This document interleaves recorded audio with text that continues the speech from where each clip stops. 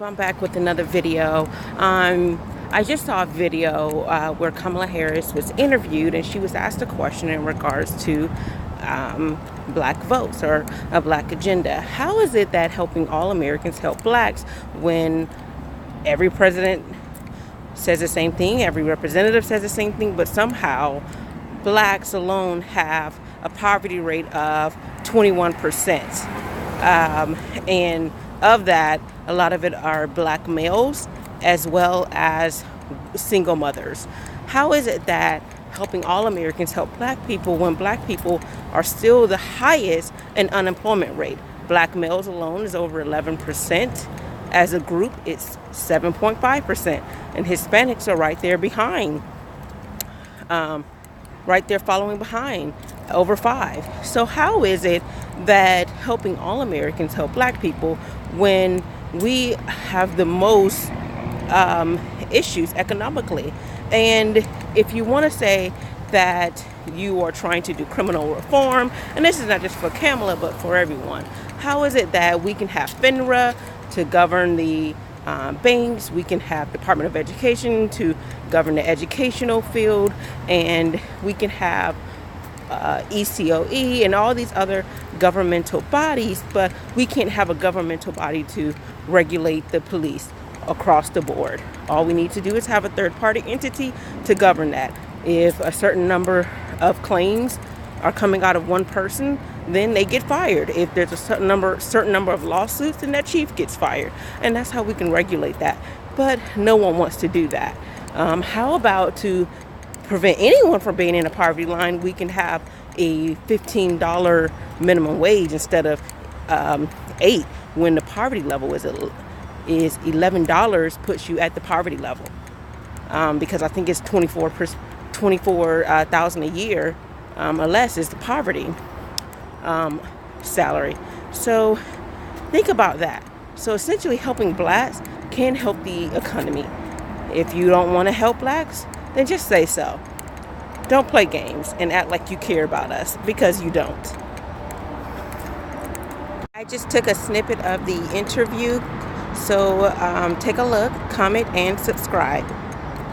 One of the questions that the black community has is, Senator Harris, if you are elected president, what would be your agenda for the black community? Right. We know that black Americans are arrested at higher rates for That's marijuana. right. We're denied mortgages when we, loans exactly for mortgages. Right. There's a That's wealth right. disparity. So how do you That's help the right. black community from That's the White right. House? That's right. Well, the first step is to understand that the needs of black folks are the needs of everyone, and the needs of everyone are the needs of black folks.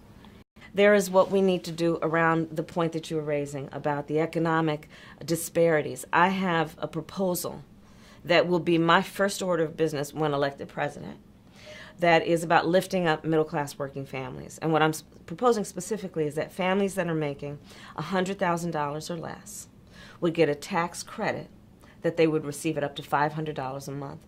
This proposal, economists across the board have said, would be the most significant middle-class tax cut for American families and generations, and it would lift up 60% of black families out of poverty. Mm-hmm. So it does touch black families. Oh, even absolutely, though we're directly, talking about the middle class. Directly, because when you look at the proportionality of where black families are, you see it in terms of housing and home ownership, where white families is something, I'm going to get this generally right, but something around 70% of white families own their homes versus somewhere around 40% for black families. Yeah. So you don't have to look very hard to see that disparities exist. But you also don't have to look very hard to see this, that when we're talking about families, regardless of their color, they have an equal desire to work hard, to love their children, and allow them to have a pathway and an equal pathway to success.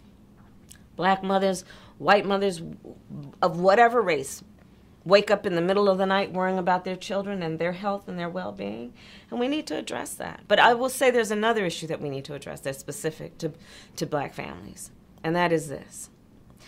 We cannot have a society where a father or a mother, by the time their son turns about 12 years old, has to sit down and have the talk with him about how he will be stopped or chased or arrested or even killed because of the color of his skin. And so how do you intend to change that from the White House? How would you change policy around that? Part of it is that the president makes a decision about who's going to run the United States Department of Justice. Currently, under this administration, they have shut down the pattern and practice investigations that involve investigating police departments that have a pattern and practice of discrimination. Those need to be reopened and revived with vigor, because no American should want that a police department that has a history and a pattern and practice of discrimination should be able to get away with that without consequence and accountability. Another issue is what happens through the Department of Justice around consent decrees, which are basically a requirement that police departments that have a history of that kind of behavior, they're under a court order for supervision.